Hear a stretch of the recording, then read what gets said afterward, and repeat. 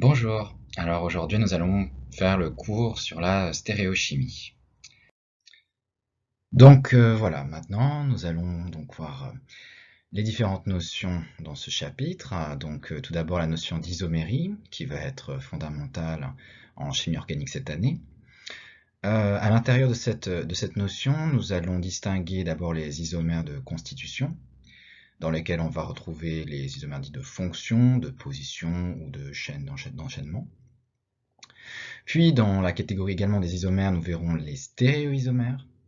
Et pour cela, d'abord, il faudra parler des représentations des molécules dans l'espace, grâce aux représentations dites de Kram, Newman et Fischer. Dans les stéréoisomères, donc on en a de deux types, les isomères de conformation et de configuration. Puis, à l'intérieur même de ces isomères de configuration, nous verrons plus précisément la configuration absolue, via les notions de carbone asymétrique, les règles CIP, la détermination notamment de la configuration R ou S, la chiralité, pouvoir rotatoire, énantiomère, diastéréoisomère, compose et méso. Et enfin, nous verrons la stéréochimie des sucres. Donc ce sont un peu des notions dont vous aurez peut-être entendu parler en biochimie, notamment dans les chapitres sur les acides aminés et les glucides. Notamment via les questions de série D ou L, les épimères également, notamment dans les glucides justement, et acétalisation. Donc maintenant, voilà, nous allons parler donc de la notion d'isomérie.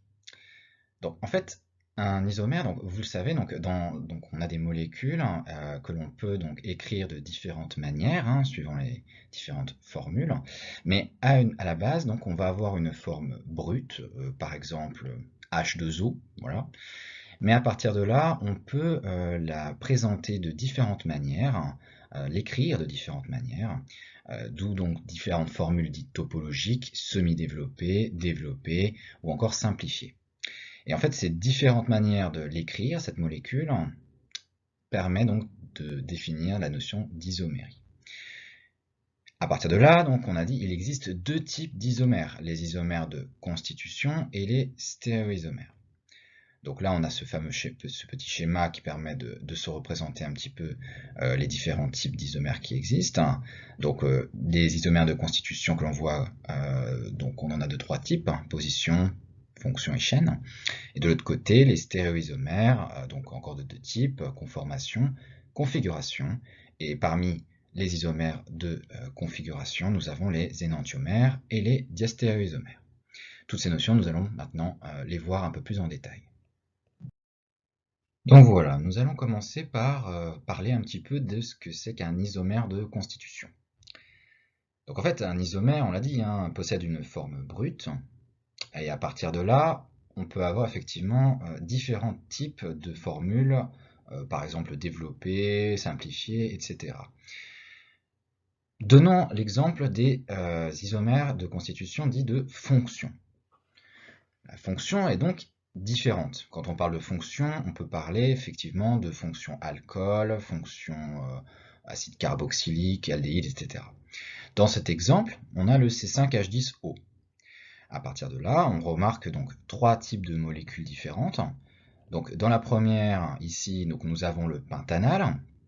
Donc on retrouve l'écriture effectivement simplifiée ici avec la fonction aldéhyde ici, à l'autre bout de la chaîne. On remarque que la deuxième molécule possède en fait les mêmes atomes, mais simplement elle est ici différente, la fonction est différente puisqu'il s'agit du pentane 3-on. Donc ici c'est donc une fonction cétone, avec ici le suffixe, on le voit on. Et enfin la dernière molécule, le pent 4N1-ol.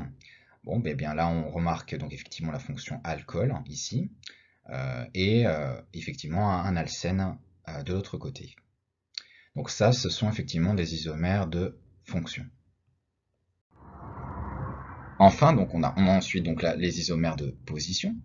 Donc là, la fonction en fait de la chaîne carbonée. Donc ici, on le sait, les carbones ici ne sont pas apparents dans les formules simplifiées.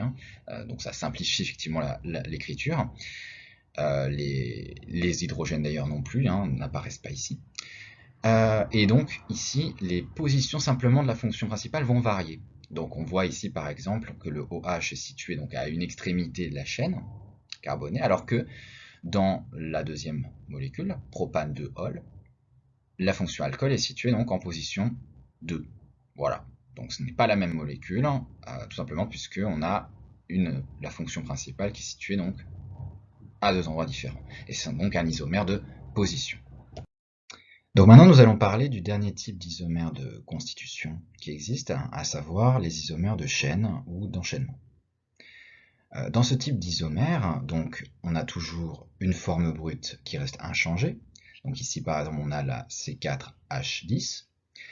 Mais à partir de là, on remarque effectivement que dans la forme simplifiée, eh bien, ces deux types de molécules ici, d'un côté on a l'alkane, ici le N-butane, butane linéaire, et de l'autre côté le 2-méthylpropane, eh bien en fait ne diffèrent que par leur squelette carboné, qui ici, vous voyez, est de ce type, un peu en forme pyramidale vue du dessus, quoi, et de l'autre côté vraiment linéaire. Voilà, c'est le dernier type d'isomère de constitution. Et donc, en récapitulatif, donc on peut voir ici donc les isomères donc, de chaînes avec des chaînes carbonées différentes. Dans le deuxième, les isoméries de fonctions avec un groupe fonctionnel différent. Ici, on a donc deux molécules, l'une avec une fonction ici acide carboxylique, COOH, et ici un ester. Et enfin, donc l'isomérie de position, où simplement la position effectivement du groupe fonctionnel va changer. La fonction donc est ici bien l'alcool dans les deux cas, mais dans un, elle va être ici en première position, carbone 1, et ici en deuxième position, carbone donc 2. Donc maintenant nous allons parler de la deuxième grande catégorie d'isomères qui existe, ce sont donc les stéréoisomères. Donc en fait les stéréoisomères ce sont en fait des molécules qui vont avoir la même formule brute, avec les mêmes fonctions, le même enchaînement, c'est-à-dire la même formule plane. Mais ce qui va changer, c'est vraiment la représentation de cette molécule dans l'espace, la disposition spatiale des atomes dans l'espace. Et donc il en existe deux types, donc on a vu ça rapidement dans le petit schéma au début, donc les stéréoisomères de conformation et les stéréoisomères de configuration. Donc maintenant commençons. On a ici donc le premier type de représentation dans l'espace d'une molécule, c'est la représentation de Kram. Ici, on a un exemple de molécule. Il s'agit du méthane. Donc on a un carbone donc, relié à 4 atomes d'hydrogène. Et en fait, comme on peut le voir, il y a trois types de représentation des liaisons covalentes. Dans la première type, on a donc ces traits bleus, qui en fait symbolisent les liaisons covalentes avec les hydrogènes dans le plan de la feuille. Si l'on a en revanche effectivement ce type de tracé, avec un trait plus épais et bien colorié, en fait on considère que l'atome d'hydrogène est situé en avant de la feuille, donc vers nous pratiquement, en avant du coup. Alors que lorsque la liaison est symbolisée par ces hachures là, eh bien on considère que l'atome d'hydrogène est vers l'arrière de la feuille, donc c'est comme s'il s'éloignait de nous pratiquement. À partir de là, on peut voir ici en 3D la molécule de méthane, puis en crame. Et donc, à noter quand même que dans les concours, ce sera toujours symbolisé, ce sera toujours en noir, effectivement, pour ce qui est des liaisons, et pas en rouge comme là, forcément. Et donc ici, on a effectivement les deux types de représentation, voilà, sous forme plane ici, et ici sous forme effectivement plus de crame. Donc nous allons voir maintenant la deuxième manière de représenter une molécule dans l'espace, c'est-à-dire la méthode Newman. Elle est peut-être un petit peu plus complexe que la méthode de Kram. Alors en fait, l'idée ici, c'est que nous avons d'abord une représentation typique ici en Kram, et l'objectif est de passer en une représentation ici de Newman. Comment est-ce qu'on fait ça? Eh bien, en fait, la difficulté principale, c'est de se représenter cette molécule vraiment en 3D et d'être capable de se la représenter de différentes, disons, en se plaçant à différents points de la molécule. Qu'est-ce que j'entends par là? En gros, pour obtenir cette représentation de la molécule, il faut considérer que on observe cette molécule représentée en crâne en la regardant par la gauche. En faisant ce petit exercice, du coup mental, l'idée c'est de pouvoir considérer que ici on a un atome d'hydrogène qui est, quand on le regarde de face, situé donc en avant de la feuille, comme on vient juste de le voir, c'est-à-dire donc il vient vers vous. De l'autre côté, on a l'hydrogène qui va à l'arrière de la feuille, donc c'est-à-dire qui s'éloigne de vous. Et ici, on a un autre atome d'hydrogène, donc qui lui va plutôt vers, on va dire, vers le haut en l'occurrence. Quand on regarde cette molécule par la gauche, en fait, il faut se considérer que du coup, cet hydrogène, symbolisé donc par ce petit triangle ici noir, eh bien, va vers la droite, puisqu'on le regarde de par la gauche. Et l'autre hydrogène, lui, comme en théorie il s'éloigne de vous, quand on le regarde effectivement en représentation de crâne, comme vous êtes en ce moment face à votre ordinateur, donc cet hydrogène s'éloigne de vous, mais du coup, en regardant cette molécule par la gauche, eh bien, c'est comme s'il était à votre gauche. Et enfin, donc le dernier atome d'hydrogène, celui-ci, comme vous le regardez cette molécule de cette manière, nécessairement l'atome d'hydrogène va être au-dessus.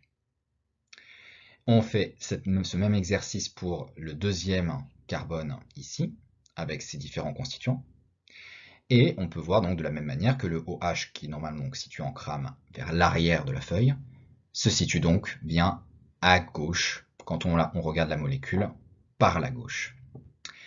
On obtient donc ici la représentation de Newman. Et donc, pour montrer que ça fonctionne, bah, on peut regarder par exemple pour la fonction alcool, qui est ici peut-être le seul constituant le plus simple à observer. On voit que donc il est situé ici donc à gauche quand on le regarde par la gauche, et c'est bien ici le cas. Il est bien à gauche. On voit également qu'il s'agit ici d'une représentation éclipsée. Pourquoi éclipsée? Tout simplement parce que les différents constituants sont très rapprochés. Donc comme une éclipse en fait qui va cacher une partie du coup des constituants. Et en fait ici c'est un petit peu le cas, c'est-à-dire qu'on a effectivement la première partie située donc en devant. En fait les trois hydrogènes que vous voyez là correspondent en fait à ces trois là. Donc ça c'est ce qu'on voit en premier. Puis ensuite ce qu'il y a derrière correspond à la deuxième partie de la molécule. Et effectivement comme on le voit là, ces trois atomes cachent pratiquement les trois constituants situés normalement derrière. C'est pour ça qu'on appelle ça éclipsé. En bas, on peut voir une autre représentation, effectivement, en étoile. Pourquoi en étoile? Tout simplement parce qu'elle est effectivement très bien visible. On a les constituants qui sont très espacés, donc beaucoup plus visibles dans cette représentation. Voilà, donc maintenant nous allons voir la dernière manière de représenter une molécule dans l'espace, c'est la représentation de Fischer. On voit ici en haut à droite dans l'encadré en fait une représentation typique de Fischer. Donc ces deux manières sont totalement identiques, on a ici le symbole identité pour le montrer. Globalement on a donc à la verticale le squelette carboné, donc toujours les carbones, et en fait sur les côtés donc les ramifications qui vont apparaître. Dans cette forme-là, en fait, on tient compte effectivement de la représentation spatiale, vraiment, puisque ici c'est dans le plan, ici on voit que les ramifications typiquement sont vers le devant, vers nous en réalité, alors que ici les constituants du squelette carboné sont dirigés vers l'arrière. Notre objectif, c'est de pouvoir passer d'une représentation de Gram ou une représentation de Newman en une représentation de Fischer. Prenons donc ici par exemple la première molécule. Elle est en crâne. Bon. Mais à partir de simplement cette représentation, c'est compliqué de la représenter en Fischer. Et ici, il nous faudra commencer par faire une rotation en fait de cette partie de la molécule, ces différents constituants à partir de ce carbone ici, tout simplement parce que notre objectif, ça va être de d'avoir en fait cette fonction éthyle située en fait ici là du coup vers le bas quand on la regarde de face. Pourquoi?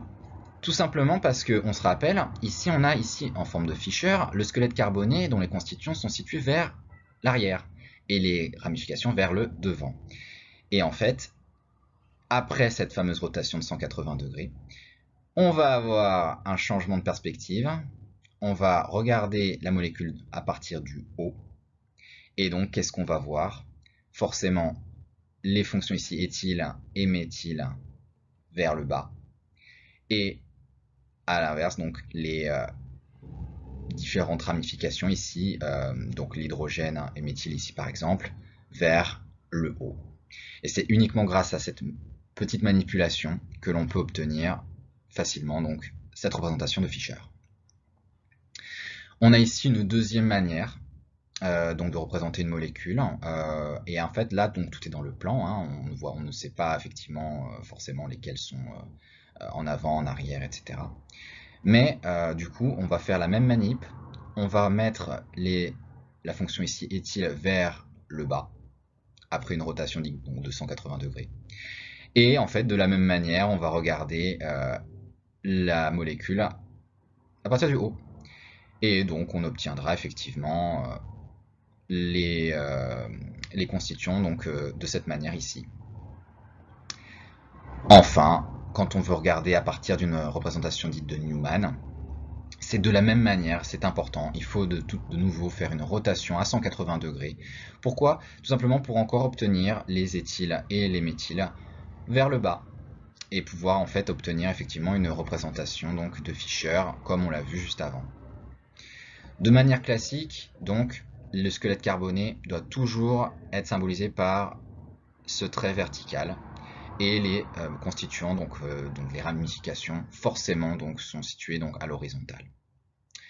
C'est peut-être la manière la plus complexe, disons, de représenter la molécule, hein, en tout cas quand on part effectivement de Newman par exemple, parce que le jeu en fait spatial est assez compliqué. Mais là encore une fois, l'expérience avec l'entraînement est très importante. Une petite information supplémentaire, hein, c'est que globalement quand on fait une rotation, comme par exemple ici sur la formule de Kram, en fait la molécule ne change absolument pas. C'est-à-dire que tout ce qui a changé, en fait, c'est sa représentation spatiale. Mais comme on a fait juste une rotation de la molécule sur elle-même, eh bien en fait, c'est ce qu'on va appeler en fait un conformère. Et donc on verra ça même après. C'est-à-dire la représentation donc d'une même molécule. Voilà. Donc on a dit à peu près tout ce qu'il y avait à dire sur les différentes manières de représenter une molécule dans l'espace. Kram, Newman et Fischer. Donc maintenant nous allons parler donc des deuxièmes types d'isomères qui existent, hein, après les isomères de constitution. Donc on a les stéréoisomères. À l'intérieur donc de cette catégorie de stéréoisomères, nous avons les isomères donc dits de conformation. On l'a dit en fait juste avant, mais un isomère de conformation, enfin deux isomères en fait de conformation, ce sont les mêmes molécules, mais simplement voilà qui existent dans différentes dispositions spatiales. Et en fait, la seule chose à faire pour obtenir un conformère, c'est en fait de faire une rotation autour d'une liaison simple covalente, donc ici par exemple carbone-carbone. En dessous, on a l'exemple de l'éthane. On voit ici cette flèche là symbolisant la rotation, donc ici de 60 degrés. Et on remarque que par exemple ici le H2 qui était situé à l'arrière de la feuille est ici sur le devant. Voilà. Donc en fait, on a simplement fait une rotation de cette partie de la molécule, donc de cette liaison covalente carbone-carbone, pour obtenir en fait au final la même molécule. On a également, quand on représente une molécule sous forme donc, de Newman, la possibilité d'avoir effectivement aussi des conformères. Comment? Eh bien en fait, il suffit de tourner tout simplement par exemple ici en arrière, le cercle, il suffit de faire comme si on le tournait. Donc en fait, on a le H1 par exemple ici, qui est donc là, qui se retrouve ici. Bon, Mais après, en fait, l'ordre H1, H2, H3 est toujours dans le sens, ici par exemple, dans le sens des aiguilles d'une montre. Ici, il l'est aussi. Voilà. Donc en fait, tout simplement, il s'agit de la même molécule, mais ici, on a une représentation dite décalée ou étoilée. C'est un petit peu ce qu'on a dit juste avant. Et ici, éclipsée parce que donc les constituants se cachent pratiquement. La différence principale entre ces deux, disons, alors c'est la même molécule, mais c'est deux représentations du moins. La principale différence, c'est la stabilité énergétique. En fait, les atomes donc, possèdent des forces attractives et répulsives entre eux, et dans ce premier cas, en représentation décalée ou éclipsée, ou plutôt, pardon, donc étoilée ou décalée, eh bien, la molécule va être beaucoup plus stable que dans une représentation éclipsée. Voilà, c'est la principale information à retenir là. Donc maintenant, nous allons voir un petit peu le cas particulier du cyclohexane. Donc ici, nous avons différentes manières de représenter un cyclohexane. Et en fait, elles représentent toutes en fait, la même molécule, puisque nous sommes toujours dans le cas des conformères. Dans le premier cas, ici, la première conformation chaise, en fait, chaise, pourquoi? Parce que on a une forme en fait de siège ici, avec en fait comme si on avait des pieds ici pour le soutenir. Et ici, la conformation dite bateau, parce que nous avons une forme ici de bateau. Voilà. Mais ce qui est intéressant dans le cas des cyclohexanes, en fait, ce sont les types de liaisons covalentes qui relient les constituants du cyclohexane, les ramifications du cyclohexane. Alors ici, en réalité, nous n'avons pas de ramification puisque nous n'avons que des hydrogènes. Mais si on considérait par exemple ici que nous avions un méthyle, en orange ici, donc CH3, eh bien, en fait, cette liaison est appelée en fait axiale. Axiale, pourquoi? Tout simplement parce qu'elle est totalement ici verticale, tout comme celle-là. Toutes les liaisons axiales sont verticales. De l'autre côté, nous avons ici en bleu une liaison en fait qu'on appellera équatoriale. Équatoriale, ça fait penser un peu à équateur, donc en fait un peu plus horizontale. Et donc ici, nous avons en bleu, ici et là, deux liaisons donc de type équatorial. On voit ici donc deux types de conformations chaises, hein, celle-là et celle-là. Et en fait, la différence, c'est quoi? Ben, c'est simplement que nous avons inversé ici, nous sommes passés d'une liaison axiale à une liaison équatoriale. Donc en fait, si nous avions par exemple un méthyle, donc CH3, nous serions passés ici donc d'une liaison axiale à une liaison équatoriale. L'intérêt en fait de passer éventuellement par exemple de cette représentation de chaise à celle-là, ce serait en fait la stabilité de la molécule. Pourquoi? Tout simplement parce qu'en fait les liaisons équatoriales sont plus stables que les liaisons axiales. Et en fait, le conformère, comme c'est écrit ici, le plus stable, est celui ayant un maximum de groupements en position équatoriale. Ici, donc, on n'a pas vraiment de constituant, mais si on considérait ici un CH3, alors le CH3 serait ici, et en position donc équatoriale. Cette conformation serait plus stable que celle-là. Voilà à peu près ce qu'il y avait à dire pour le cyclohexane. Après, on peut rajouter peut-être un petit élément, c'est que dans ce schéma en bas, on voit une alternance en fait entre les liaisons axiales et équatoriales. Donc ici axiale, équatoriale, axiale, équatoriale. À chaque liaison, effectivement, à partir d'un carbone central, on a une liaison axiale et une liaison équatoriale. Voilà. Donc maintenant, nous allons voir la deuxième catégorie de stéréoisomères dans ce cours. Il s'agit donc des isomères de configuration. À ne surtout pas confondre avec donc, les isomères de conformation, puisque ceux-là en fait représentent bien la même molécule, alors qu'ici, nous avons vraiment deux molécules différentes. Le passage d'un isomère de configuration à l'autre, en fait, va nécessiter la rupture d'une ou de plusieurs liaisons covalentes. Ce qui donc implique bien que nous aurons ensuite deux molécules différentes. quelques notions dont nous allons ensuite plus largement parler, mais juste pour introduire, ces stéréoisomères en fait ne sont jamais superposables. Qu'est-ce que ça signifie? En gros, très simplement, si vous posez vos deux mains sur une table, par exemple l'une à côté de l'autre, et que vous essayez de mettre votre main gauche au-dessus de votre main droite, vous verrez qu'elles ne peuvent pas se confondre. C'est-à-dire que, par exemple, votre pouce de la main gauche va se retrouver un petit peu dans le vide. Enfin, en tout cas, il ne peut pas y avoir voilà, de superposition de vos deux mains. Voilà, une autre petite information, c'est que si une molécule possède N carbone alpha, donc asymétrique, un carbone asymétrique, c'est un carbone en fait qui possède 4 groupements donc chimiques différents. Donc en gros, par exemple, si je dis un méthyle, c'est-à-dire CH3, ce n'est pas un carbone asymétrique.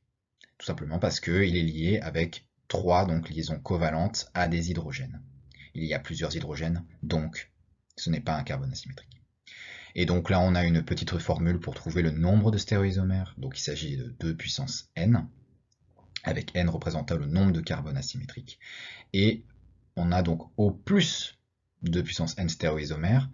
Pourquoi? Tout simplement parce que certaines molécules en fait vont comprendre en fait des composés méso. Et en fait, qui dit composé méso dit donc pas de stéréoisomères. Voilà. Et donc, il existe effectivement deux types d'isomères de configuration dont nous allons vraiment parler. Ce sont les énantiomères et les diastéréoisomères. Donc maintenant, voilà, nous allons parler peut-être de la configuration absolue. Alors, la configuration absolue, en fait, implique que nous parlons de carbone asymétrique. Donc, on vient juste d'en parler en intro. Le carbone asymétrique, en fait, est le carbone qui possède 4 groupements différents. Donc ici, par exemple, on a ce carbone, avec petite étoile pour symboliser qu'il est asymétrique, relié donc à un atome de chlore par une liaison covalente, donc un méthyle, un brome et un hydrogène. C'est donc bien un carbone asymétrique.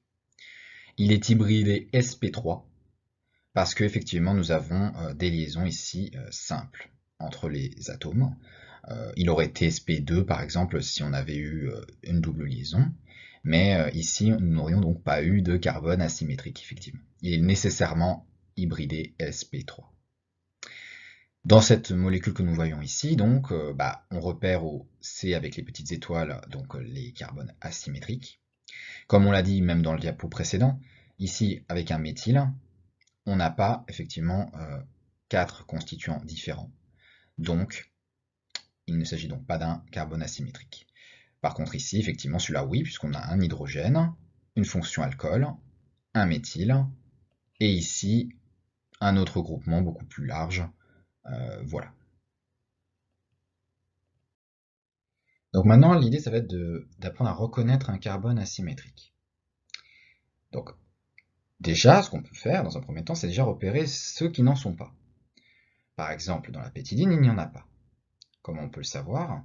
Eh bien, déjà, quand on regarde par exemple ici le groupement phényl, eh bien, on voit qu'il y a des doubles liaisons ici entre les carbones. On l'a vu, il faut forcément qu'un carbone possède 4 groupements différents. Donc, s'il possède une double liaison, il ne peut pas être asymétrique. Ici, on a de même une double liaison ici avec donc la liaison, donc ça c'est une fonction ester, et donc de la même manière, on n'a pas de carbone asymétrique. Celui-là non plus n'en est pas un, puisque autant effectivement on a ici relié à un phényl et de l'autre côté à un ester, qui sont deux groupements différents. En revanche, les deux groupements qui sont ici sont identiques, donc pas asymétriques. Et enfin, on a vu ici le méthyle, qui est donc de facto non asymétrique. De l'autre côté, par contre, la protine, on a effectivement deux carbones asymétriques. Pour en donner un exemple, ici, donc on a ce carbone qui est relié à un méthyle, CH3, à un ici méthyle, CH2, et ici, effectivement, à un autre groupement plus complexe, et là, un hydrogène, effectivement. Globalement aussi, il faut tenir compte de la symétrie de la molécule. Si on a une molécule symétrique, c'est-à-dire avec un plan de symétrie, et c'est le cas par exemple du cyclohexane, c'est-à-dire en fait cette molécule mais auquel on enlève les, doubles liaisons, eh bien si on traçait par exemple effectivement un trait comme ça vertical, on pourrait replier la molécule l'une sur l'autre, donc elle se superposerait, et auquel cas il n'y aurait pas effectivement de stéréoisomère possible. C'est donc le cas effectivement du cyclohexane. Donc maintenant, voilà, nous avons déterminé ce que c'était qu'un carbone asymétrique. Il comporte donc bien 4 groupements chimiques différents. Et maintenant, nous allons chercher à déterminer sa configuration, c'est-à-dire savoir si elle est donc de type R ou S. Ça va être assez important puisque c'est grâce à cela, en partie du moins, que nous pourrons ensuite déterminer si une molécule possède des stéréoisomères. Pour déterminer donc cette configuration, on va utiliser des règles particulières, appelées règles ici CIP, CIP, du nom des 3 scientifiques qui les ont découvertes, Kahn, Ingold et Prelog. Pour déterminer donc cette configuration, nous allons commencer par effectuer un classement de 1 à 4 en fait, des groupements chimiques qui sont portés par le carbone asymétrique, et cela donc suivant un numéro atomique décroissant.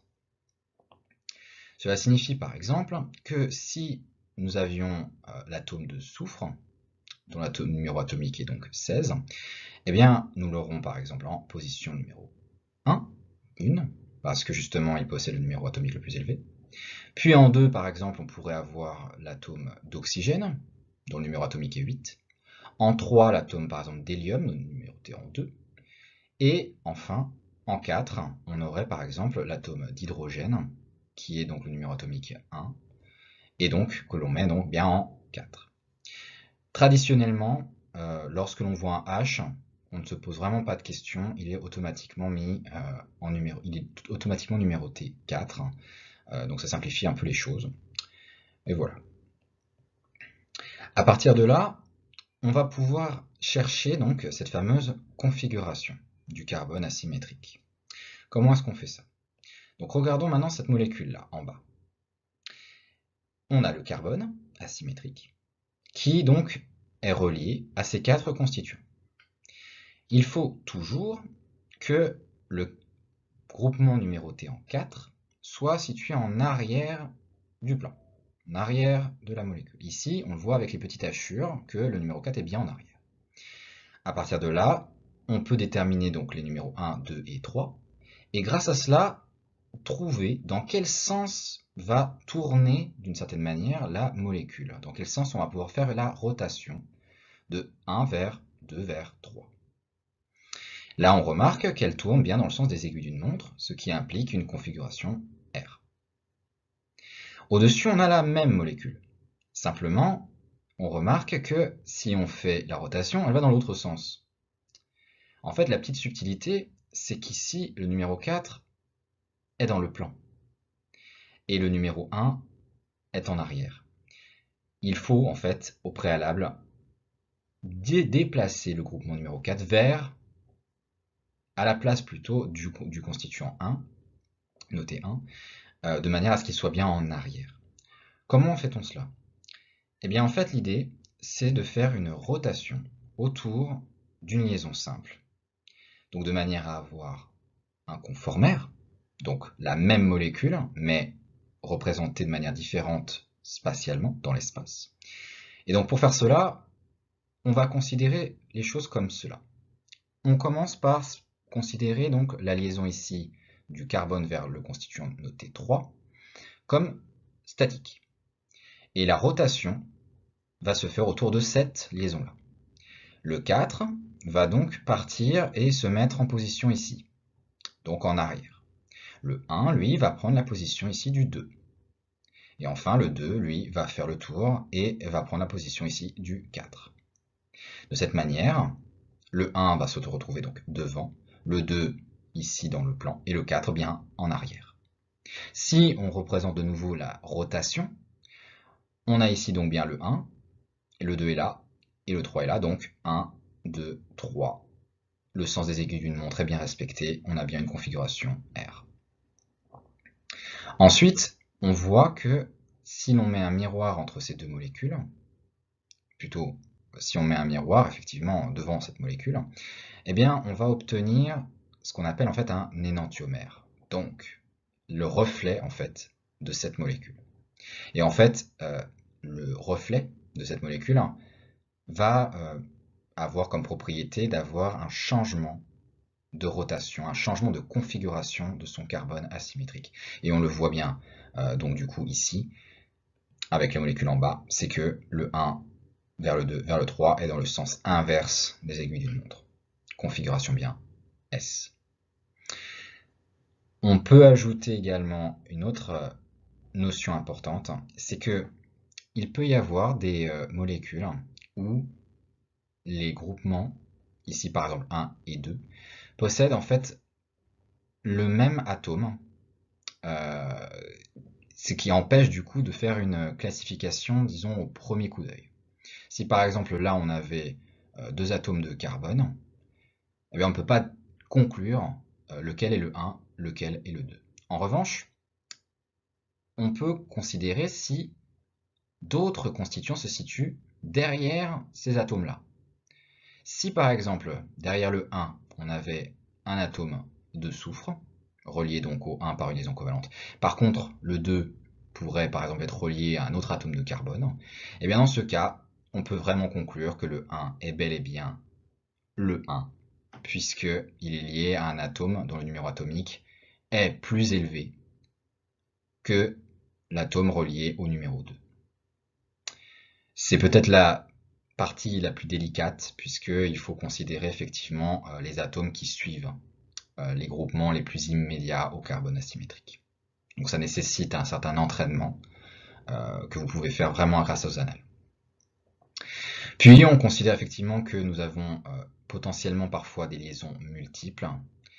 Dans ces cas-là, il s'agit de liaisons en fait simples, répétées. Donc les liaisons multiples comptent comme autant de liaisons simples. Si on a deux liaisons, si on a une double liaison entre deux carbones par exemple, eh bien on considère qu'il y a en fait deux atomes de carbone. Voilà. C'est à peu près ce qu'il y avait à dire pour ces fameuses règles CIP. Un exemple maintenant pour illustrer ce dont on vient de parler. On a par exemple ici la molécule donc 2,3-dihydroxypropanal avec ici entre parenthèses en fait d'un côté la position du carbone dont on étudie la configuration et la dite configuration. Ici donc S. Cette molécule donc, on a le carbone ici 1 puisqu'il porte en fait une fonction aldéhyde qui est en réalité donc la fonction principale de la molécule. Elle est dominante par rapport ici par exemple à la fonction alcool. Le numéro 1 est là, le numéro 2 donc est bien ici. Et donc là maintenant on regarde les différents constituants. On voit ici un O, on voit là donc un CHO, un H et ici un CH2OH. Le O est, on le voit ici, avec un numéro atomique de 8, c'est le plus élevé, c'est donc lui qui domine pour la configuration de ce carbone. En 2, on a deux possibilités dans la théorie, puisqu'on a un carbone ici et un carbone ici, mais on choisit celui-là. Pourquoi? Tout simplement parce que il s'agit ici d'un carbone qui va porter en fait une double liaison avec un oxygène. Et en fait, comme on le voit ici, si un carbone possède deux oxygènes, il est dominant par rapport à celui qui n'en possède qu'un. Ici, on n'en voit qu'un seul oxygène. Simplement, il est relié avec une double liaison. Et avec une double liaison, on considère que c'est comme s'il y avait deux oxygènes. Donc c'est lui qui se place en 2. En 3, on a naturellement le CH2OH, puisqu'il domine effectivement l'hydrogène qui lui est donc de numéro atomique 1. On a donc 1, 2, 3, 4, puisqu'on a toujours l'hydrogène en arrière, il est donc en bonne position. Et donc ça donne bien un S, d'où le 2S. Maintenant, nous allons voir une petite astuce pour vous aider un petit peu dans les QCM. Si par exemple, nous avions, comme ici, le substituant numéro 4 devant. Donc ici, c'est l'hydrogène. Voilà, c'est classiquement le numéro 4. Eh bien, il faut considérer qu'après avoir déterminé quels étaient les numéros 1, 2 et 3, qu'en fait, on pouvait inverser la rotation au niveau du carbone asymétrique.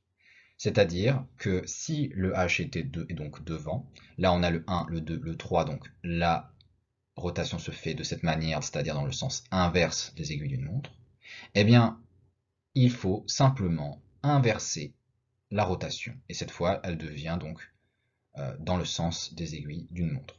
Et ça, c'est comme si on considérait du coup que le H était passé derrière. C'est la petite astuce donc pour cette molécule, l'acide 2-chloro-3-hydroxypropanoïque. Maintenant, il faut considérer donc cette nouvelle possibilité de présentation d'une molécule, c'est celui où le substituant numéro 4 est dans le plan. Ici, l'hydrogène, classiquement. C'est un petit peu ce qu'on avait expliqué tout à l'heure, mais cette fois avec, effectivement, la molécule. Si on a l'hydrogène dans le plan, on ne peut pas déterminer quelle est la configuration, pas en l'état. Il faut pour cela déplacer l'hydrogène de manière à ce qu'il soit bien en arrière. Comment on fait ça?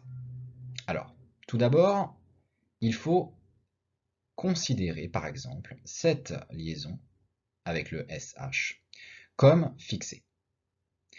À partir de là, on va effectuer une rotation de manière à obtenir en fait un conformère de la même molécule, de manière à avoir l'hydrogène ici, bien en arrière. Donc maintenant, comment est-ce qu'on fait ça? On a la liaison ici SH fixée, le H qui passe au niveau du CH3O, puis le CH3O qui va aller au niveau du CH-CH2, et le CH-CH2, lui, va remonter et se placer au niveau de l'ancien H. Et c'est ce qu'on a ici, avec bien le CH2, CH-CH2 ici, le SH qui n'a pas bougé, le H qui est bien en arrière, et le CH3O, du coup, qui est passé devant. À partir de là, on a de nouveau donc, les numérotations donc, pour permettre de déterminer la configuration, sens S ou sens R, voilà. Donc maintenant, voilà quelques applications pour essayer de comprendre un peu mieux comment fonctionnent les configurations des carbones asymétriques. Si on a par exemple cette petite représentation de Fischer, on se rappelle un élément fondamental, c'est que les constituants ici du squelette carboné sont situés vers l'arrière, tandis que les constituants ici situés de part et d'autre sont considérés comme étant vers l'avant. Quand on numérote, on remarque ici donc le numéro 1 parce que on a un N qui est numéro atomique 7, plus élevé que du coup le C. Le numéro 2 est l'acide carboxylique, tout simplement parce que les deux atomes ici d'oxygène, qui représentent en réalité d'ailleurs 3 liaisons, puisque l'un des deux oxygènes est relié par une double liaison, eh bien ce constituant est plus important, prioritaire à celui-là, le groupement méthyle. Et enfin, donc on a effectivement en 4 l'hydrogène classiquement. Du coup, on a bien le 1, le 2, le 3, qui tournent de cette manière. Sauf que, comme on a effectivement le numéro 4, qui est normalement donc tourné vers l'avant, eh bien il faut inverser. Et ce n'est plus dans le sens R, mais dans le sens S. On voit ici donc sur la représentation donc, de Cram, avec l'hydrogène donc situé donc ici par exemple vers l'arrière, NH2 devant, donc 1, 2, 3. De cette manière, on a la configuration S. Ici, donc, on a une représentation Cram avec une molécule un petit peu plus complexe, on va dire, en tout cas un peu plus complète. Ici, donc de la même manière, on remarque que le numéro 1 va être forcément ici l'oxygène. Le numéro 2 va être le CO2H, tout simplement parce qu'on retrouve deux atomes ici d'oxygène. Et donc forcément en 3, ici le C, avec effectivement les autres constituants qui y sont reliés. En 4, on aura bien l'hydrogène. Et donc on a le 1, 2 et 3. Et ça tourne bien comme ça. Et on a bien la lettre S. En R, ici, de la même manière, on trouve le O ici, le CO2H là, et ici, le carbone ici. On a bien, dans le sens des aiguilles d'une montre, c'est bien une configuration R. De la même manière ici en Fischer, on se rappelle de nouveau que les OHH des deux côtés sont bien tournés vers l'avant. Et donc, pour trouver, on a ici le O, forcément ici également le CO2H, ici aussi le C avec les trois autres constituants. 1, 2, 3, comme ça, qui tourne, sauf que, comme on l'a vu, le H est tourné vers l'avant, donc on inverse, et on a bien une configuration R. Même principe donc pour les différentes molécules. Donc maintenant nous allons parler de la notion de chiralité. Alors il s'agit d'une notion vraiment très importante en chimie organique, dont vous allez souvent entendre parler. Un certain nombre de questions au concours peuvent porter justement sur cette notion, donc vraiment à connaître.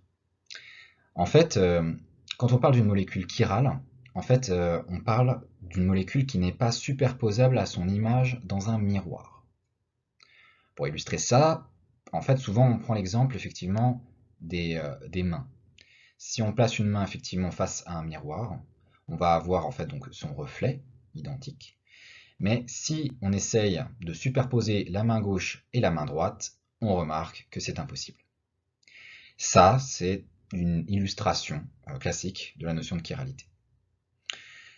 Il y a également une notion très importante à retenir, c'est que une molécule chirale ne possède ni centre, ni plan de symétrie. Ça veut dire que si une molécule est capable de se replier sur elle-même, par exemple un cyclohexane, dont nous avons parlé tout à l'heure un petit peu, très rapidement, eh bien il n'y a pas de chiralité possible. Voilà. Et en fait, pour savoir si une molécule est chirale, dans un certain nombre de cas, il faut déterminer si elle possède des carbones asymétriques. En fait, si une molécule possède un ou plusieurs carbones asymétriques et qu'il n'y a pas de plan de symétrie, alors elle est chirale. Si elle possède un seul carbone asymétrique, alors elle est forcément chirale. Ici, on a par exemple une petite illustration avec une molécule. Si on a effectivement ce pointillé justement pour illustrer la présence d'un miroir, on reconnaît effectivement que les deux molécules ici et là sont le reflet l'une de l'autre. Donc cette molécule est bien donc chirale, puisque on remarque aussi que si on essaye de placer cette molécule au-dessus de celle-là, eh bien on n'a pas justement ce n'est pas superposable. Voilà. Et on voit effectivement que cette molécule-là et cette molécule-là sont identiques, ce sont des conformères, puisqu'il a suffi simplement de faire une rotation autour de cette liaison CCl, qui ici, vous voyez, ne bouge pas. Et là, par contre, on a effectivement le fluor ici, qui est passé là, comme on le voit là, le brome qui est passé derrière, ici, et l'hydrogène, ici, qui est passé devant. Voilà. Et effectivement, cette molécule-là et cette molécule-là sont différentes. Donc maintenant, nous allons parler des notions d'énantiomère et de diastéréoisomère. Alors, en fait, quand on parle d'énantiomère, en fait, on parle de chiralité. Les deux notions sont quasi synonymes, c'est-à-dire qu'en réalité, lorsque dans un QCM, on vous demande, par exemple, de trouver si une molécule est chirale, de déterminer voilà, si cette molécule est chirale, eh bien en réalité, on vous demande de déterminer si cette molécule possède un énantiomère, tout simplement. Donc, par définition, ces molécules sont chirales.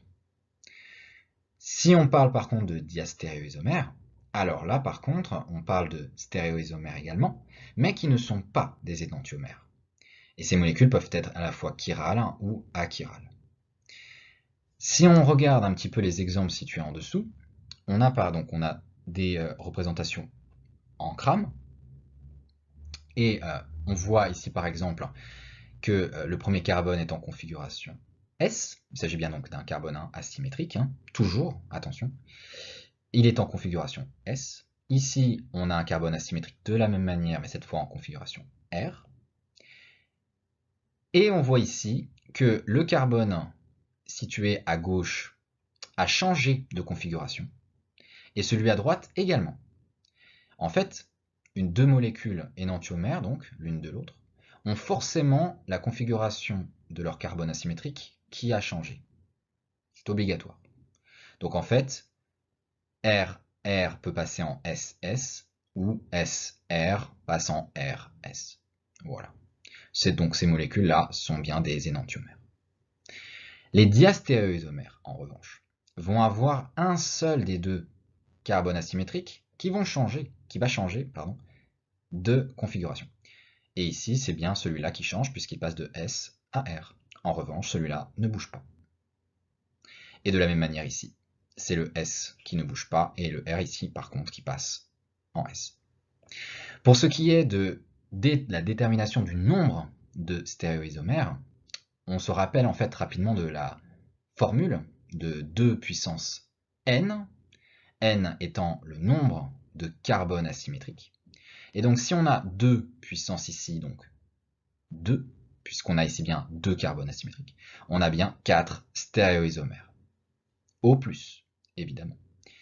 Et donc là, on compte, et effectivement, on a bien 1, 2, 3 et 4.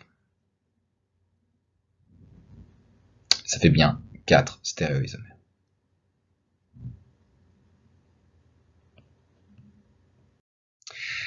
Donc pour continuer sur cette notion d'énantiomérie, on l'a dit, en fait, deux énantiomères auront forcément leur configuration absolue inversée. Le R, ici, passe en S, là. Et de la même manière, lorsqu'on a deux carbones asymétriques, SS devient RR. Donc, en fin de compte, lorsqu'on recherche la chiralité, ou un énantiomère, si on trouve un seul carbone asymétrique, on est sûr qu'il y a un énantiomère, donc que la molécule est chirale. Si par contre on en a plus qu'un, alors là par contre il faut s'assurer d'abord qu'il n'y a pas de plan de symétrie dans la molécule. Si c'est le cas, il s'agit d'un composé méso, et donc il n'y a pas de chiralité, et donc pas d'énantiomère. Mais il existe un cas particulier. Il s'agit du cas des alènes, qui en fait est un cas où il n'y a pas de carbone asymétrique, mais on peut quand même trouver un énantiomère, et donc considérer que la molécule est chirale. Cette molécule est caractérisée par la présence donc de 3 atomes de carbone reliés par des doubles liaisons. Attention, j'insiste, 3 atomes de carbone. Si on avait par exemple en haut la liaison ici carbone-carbone reliée par une double liaison, et donc la suppression par exemple de deux constituants, le méthyle ici et le C2H5 ici, là on aurait un alcène. Ce n'est pas du tout pareil. Là on a bien un alène. Si on a un alène, alors il y a une règle assez simple pour savoir si la molécule est bien chirale, si elle a bien un énantiomère. C'est uniquement si le A est différent du B, c'est-à-dire que le constituant A est différent du constituant B, et que le constituant C est différent du constituant D. Si jamais le constituant C était identique au constituant D, alors il y aurait une symétrie, et donc il n'y aurait pas d'énantiomère, et donc la molécule ne serait pas chirale. Donc maintenant le pouvoir rotatoire. En fait, la notion de pouvoir rotatoire est très liée à la notion de chiralité, parce qu'en fait, toutes les molécules chirales possèdent un pouvoir rotatoire. En fait, il s'agit, pour une molécule chirale, de pouvoir dévier la lumière polarisée d'un certain angle. Et en fait, elle est dite optiquement active. Cette molécule chirale peut donc la dévier, cette lumière, soit vers la droite, auquel cas elle est dite dextrogire. Dextrogire, on peut se souvenir que c'est la droite parce que la dextre. Et puis sinon vers la gauche. Évidemment, là, donc, elle est notée ici, donc lévogire. Et donc notée moins ou L.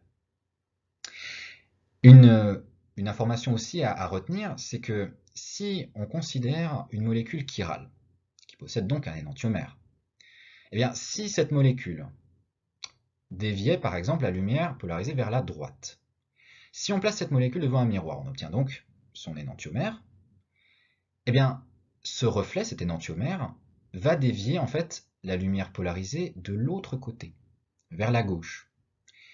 Et donc, si on a une quantité égale des deux molécules, des deux énantiomères, c'est ce qu'on appelle un mélange racémique, c'est une notion importante à retenir, et bien dans ce cas, il n'y a pas de pouvoir rotatoire, on dit donc qu'elle est optiquement inactive. Très important à retenir ça également. Donc maintenant, nous allons parler de cette notion de diastéréoisomérie. En fait, il existe deux manières de montrer si une molécule possède un ou plusieurs diastéréoisomères. Nous allons voir les deux, l'une à la suite de l'autre. Dans la première méthode, il faut considérer en fait les carbones asymétriques de la molécule. Il faut donc qu'elle en ait. Et qu'elle en ait surtout au moins deux. Tout simplement parce que nous avons vu juste avant que si une molécule possède un carbone asymétrique, alors elle est nécessairement donc chirale et possède un énantiomère, mais pas de diastéréoisomère. Pour la deuxième méthode, il s'agit de la diastéréoisomérie ZE, et dans ce cas, il n'y a pas de carbone asymétrique, mais plutôt des alcènes de ce type, avec deux carbones reliés par une double liaison. Et là, c'est une méthode un peu différente. Pour la première manière de déterminer si une molécule possède des diastéréoisomères, on peut considérer par exemple ces molécules-là. Dans celle-là, par exemple, on remarque donc deux ramifications, deux fonctions alcool, et on voit qu'elles sont dirigées toutes les deux vers des directions opposées, soit vers le haut, soit vers le bas. Elles sont dites de ce fait en trans, c'est-à-dire que les deux ramifications sont dans les directions opposées. En représentation en 6, les deux ramifications sont du même côté, dirigées ici vers le haut. Et on remarque que la différence entre ces deux molécules, c'est finalement la direction de la ramification de cette fonction alcool, qui est passée donc vers le bas jusqu'à vers le haut. Et en fait, grâce à ce changement, en fait, la configuration du carbone asymétrique ici a été modifiée. Et c'est cette modification qui a permis la naissance donc d'un diastéréoisomère, ici étant cette molécule-là.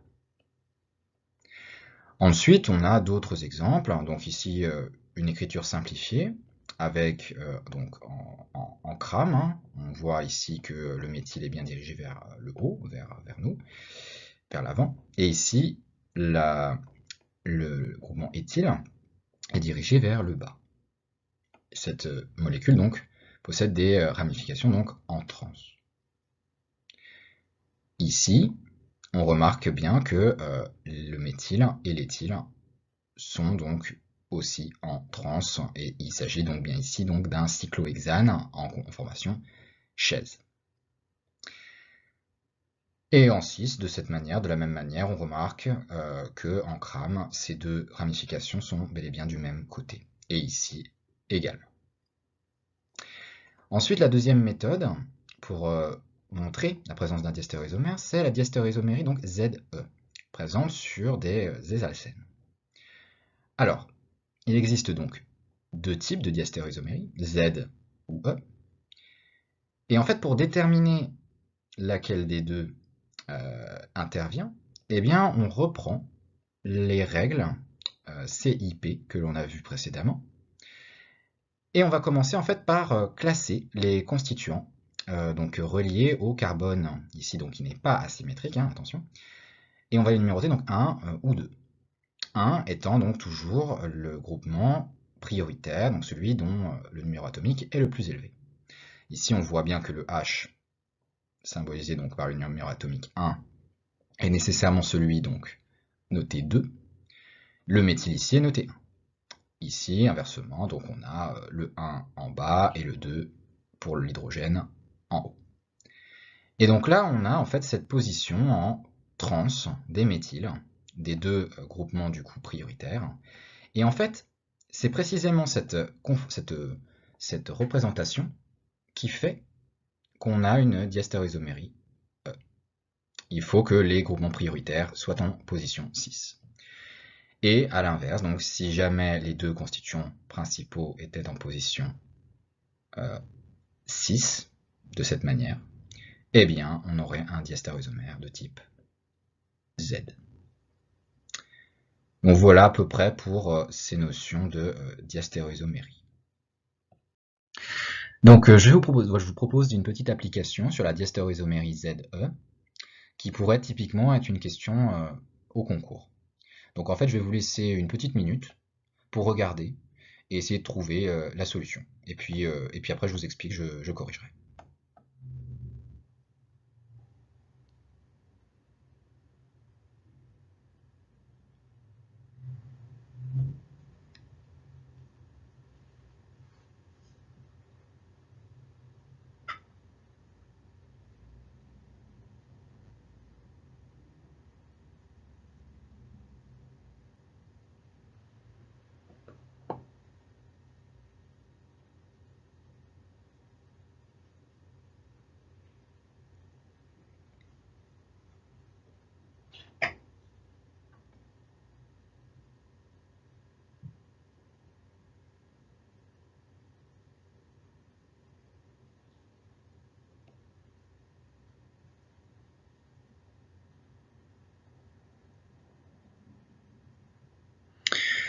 Bon, je vais vous expliquer alors maintenant comment est-ce qu'on peut faire dans ce type d'exercice pour aller assez vite. Bon, déjà, ce qu'il faut regarder, ce sont les propositions. On voit ici donc les numéros 2 et E, par exemple, correspondent donc 2, c'est le numéro de l'atome de carbone considéré. Le R ou Z, le Z par exemple, correspond donc à la diastéréoisomérie. Le R ici à la configuration donc du carbone asymétrique. Bon. Si on veut aller vite, on regarde par exemple les propositions qui possèdent des caractéristiques différentes. Par exemple, ici on a un 10R, là il n'y en a pas, là il y en a un. On regarde les trois. On voit ici que la fonction principale, c'est bien l'aldéhyde, c'est OH. De l'autre côté, on n'a pas de fonction principale. Donc, on compte, et on voit que 1, 2, 3, 4, 5, 6, 7, 8, 9 et 10, on arrive à ce carbone. Qu'est-ce qu'on remarque? Que ici, on a un méthyle, CH3, et là, un méthyle, CH3. Ça veut dire que ce n'est pas un carbone asymétrique. Par conséquent, le R n'a pas de sens. On peut donc d'office éliminer le A, le B et le E. Il reste donc le C et le D. Maintenant, ce qu'il faut voir, c'est les propositions. Ne vous embêtez surtout pas à regarder le 2E, enfin le deuxième carbone, voir si c'est bien un E, puisque vous voyez que le C et le D sont tous les deux en 2E. Donc nécessairement, sauf s'il y avait une réponse, aucune réponse n'est exacte, c'est forcément l'une des deux. En revanche, le neuvième, on voit qu'il y a une différence, S ou R. Donc on regarde, 1, 2, donc on sait que ça c'était 10, donc ici on a le 9. Comment savoir? Maintenant, on utilise la méthode qu'on a vue tout à l'heure sur la configuration des carbones. On sait que le fluor, d'instinct, est celui qui possède le numéro atomique le plus élevé, c'est donc le 1. On voit aussi que on a ici un méthyle. Un méthyle qui, a priori, est aussi le constituant le plus faible, puisque de l'autre côté, on a des groupements quand même plus massifs, plus importants. Alors que là, on a 3 atomes d'hydrogène derrière le carbone. Là, on a des carbones, mais avec des constituants plus importants derrière. Ensuite, on remarque que quand on regarde ici, ce carbone-là, il y a un atome de bromure, qui possède un numéro atomique aussi assez élevé. Sans connaître forcément son numéro, on peut se douter que celui-là est plus élevé que de l'autre côté, qui lui ne possède, on le voit ici, que 2 méthyles là, et un autre groupement, mais plus petit. Du coup, on numérote F en 1, celui-là en 2, en 3 celui-là, en 4 celui-là. On fait donc la rotation, puisqu'on voit bien que le 4 ici est bien en arrière, donc tout est bon. Le 1, donc on tourne de cette manière, et on voit que c'est en S, puisque c'est dans le sens inverse des aiguilles d'une montre. Donc, on valide automatiquement la C. Comme voilà, on a la correction là, donc c'est bien évidemment la même chose qu'on a expliqué. Donc maintenant, on a une petite application sur des représentations Newman. Donc, comme on l'a dit, pour avoir un diastéréoisomère, il faut simplement changer la configuration absolue d'un des carbones asymétriques. Ici, on a l'exemple en fait du carbone asymétrique, donc de derrière. On rappelle, hein, le cercle ici, en fait, permet de considérer le carbone asymétrique de derrière. Et en fait, cette petite fourche-là symbolise donc ici, au milieu, le carbone asymétrique de devant. Si on remplace ici le CH3 et qu'on le place ici, et que le H de l'hydrogène est placé là, c'est ce qu'on a ici. Le H qui était là est passé donc là, et le CH3 est passé à la place du H. Dans ces cas-là, on ne peut pas avoir un conformaire. Un conformaire, on le rappelle, on aurait eu le même ordre. Donc CH3 là, H, OH.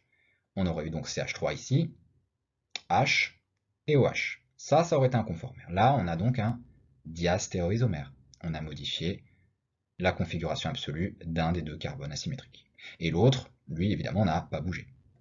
En revanche, si à droite, là, on modifie donc la position des deux constituants, ici, acide carboxylique qui passe à la place de l'hydrogène, l'hydrogène prenant la place de l'acide carboxylique, si la fonction alcool du carbone asymétrique de devant prenait la place de l'hydrogène aussi, ici, et inversement, alors là, par contre, on aurait l'inversion des deux configurations des deux carbones asymétriques, auquel cas, la molécule ici serait donc un énantiomère. Donc maintenant, on peut parler un petit peu plus longuement du composé dit méso. On en a un petit peu parlé tout à l'heure, un peu rapidement peut-être.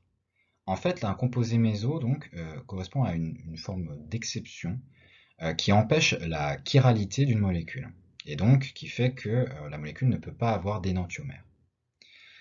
Ici, on peut avoir comme exemple, effectivement, deux molécules, ici, représentées donc, avec la représentation de Fischer.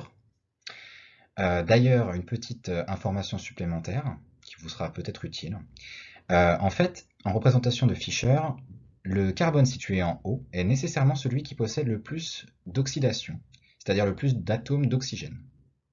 Donc dans le cas de cette molécule, comme nous avons donc un acide carboxylique aux deux extrémités, peu importe dans quel ordre on l'écrit.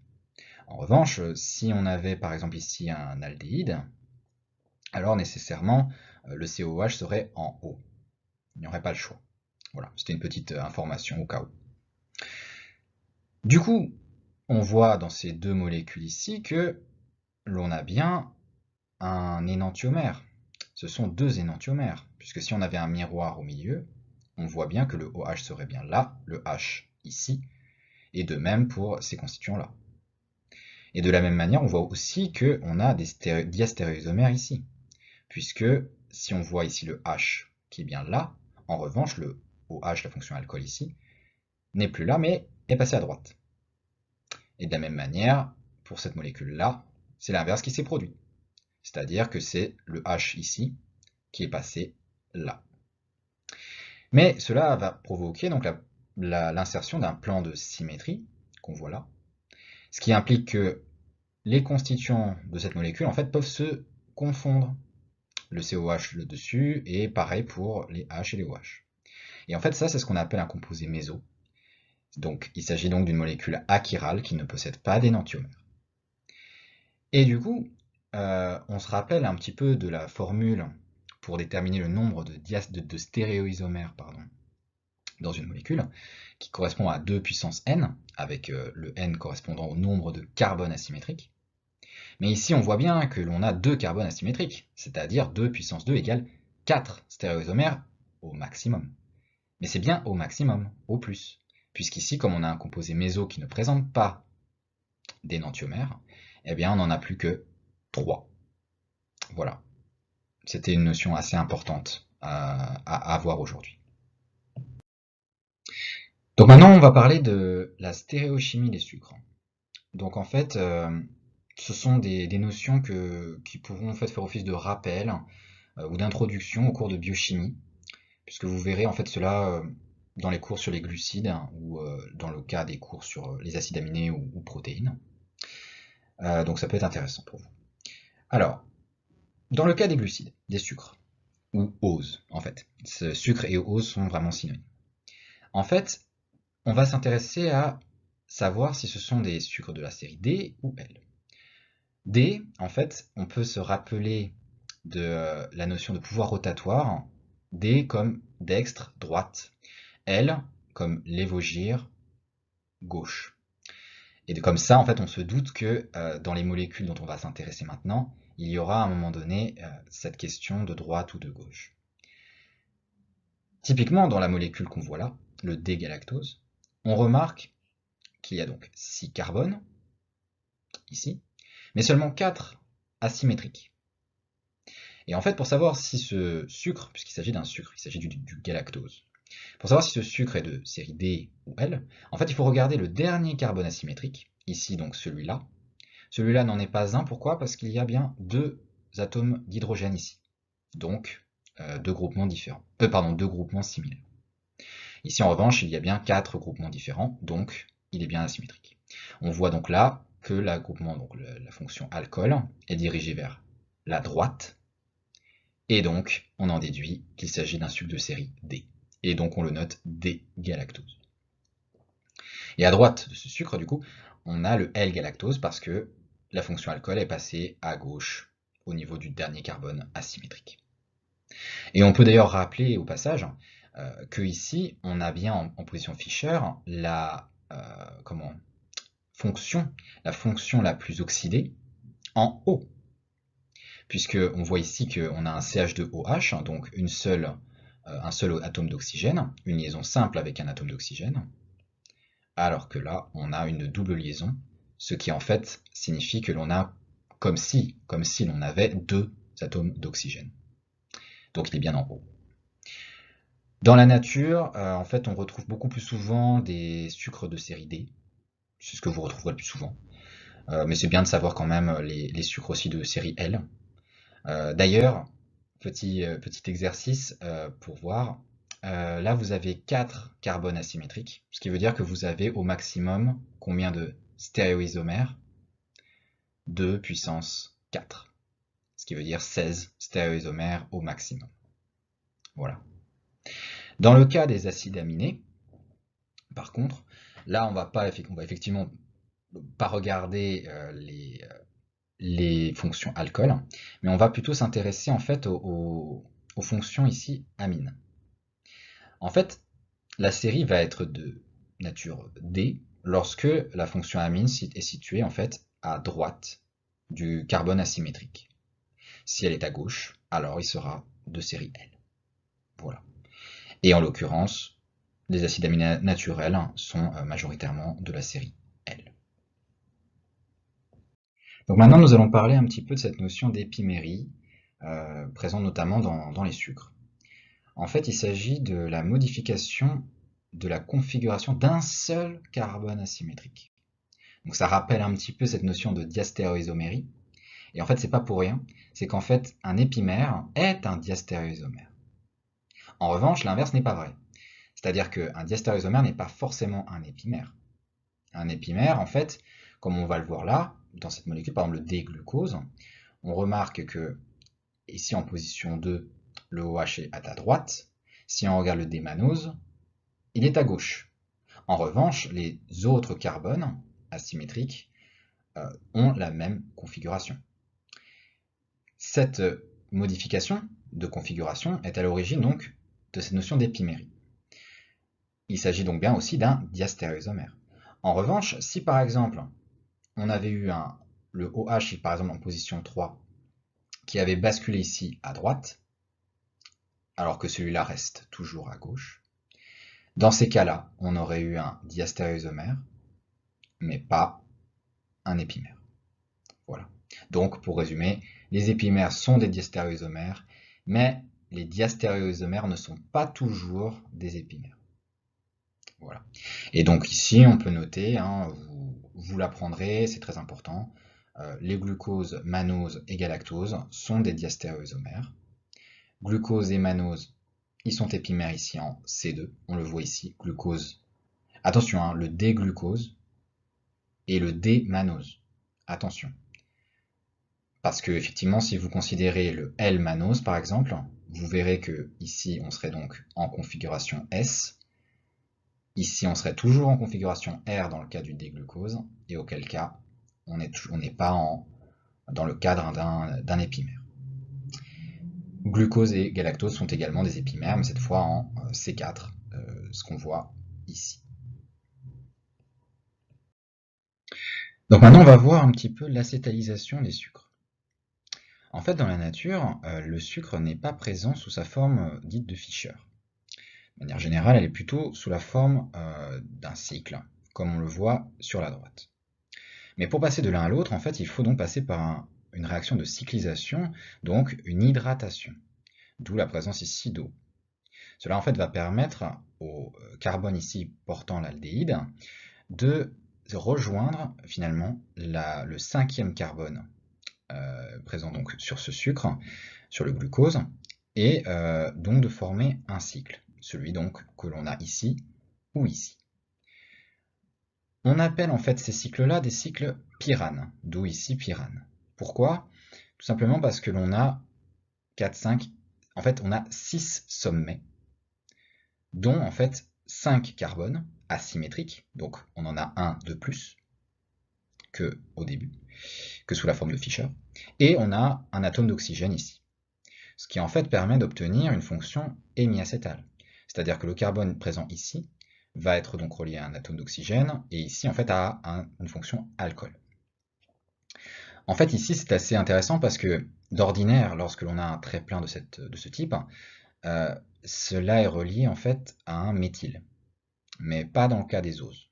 En fait on va avoir toujours une fonction alcool au bout de chaque trait. À partir de là, on a deux types effectivement de cycles. On a un type alpha ici D-glucopyranose et ici un bêta D-glucopyranose. Alors en fait, la différence ici tient à l'anomérie du sucre. Dans un cas, il est d'anomérie alpha. Qu'est-ce que ça veut dire? Ça veut dire que en fait, le groupement ici, CH2OH, situé donc le carbone numéro 6, donc l'alcool ici primaire, est en position inverse de celle de l'alcool ici, relié au carbone 1. Ils sont donc en trans. Lorsque donc ces deux constituants sont en trans, on parle d'anomérie alpha. Dans le cas où ils sont ici en 6, on parle d'anomérie bêta.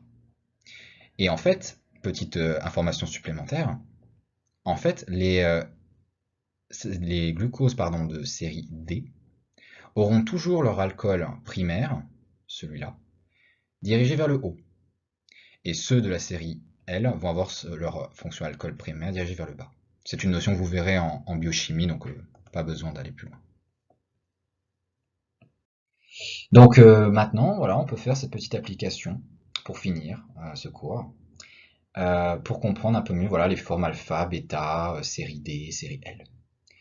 Donc ici on voit en rouge effectivement que l'alcool primaire ici et la fonction OH là sont bien en position trans.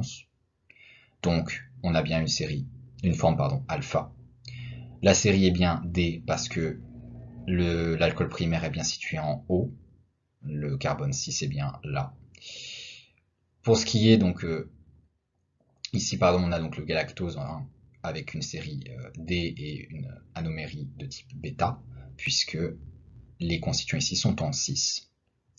Et puis, petit exemple supplémentaire intéressant, c'est le cas du fructose, puisque là, nous n'avons pas de cycle pyrane, mais un cycle furane. Ce sont en fait les deux cycles qu'on verra, que vous verrez, en P1. Et en fait, typiquement, il y a un carbone de moins que dans un cycle pyrane. C'est la différence. Mais par contre, ce qui ne change pas, c'est qu'effectivement, elle est de série D lorsque le CH2OH est bien dirigé vers le haut, et bien de série alpha lorsque les OH, ici et là, sont en position trans. Voilà, écoutez, je vous remercie de votre attention, et bonne chance pour la suite et bonne rentrée.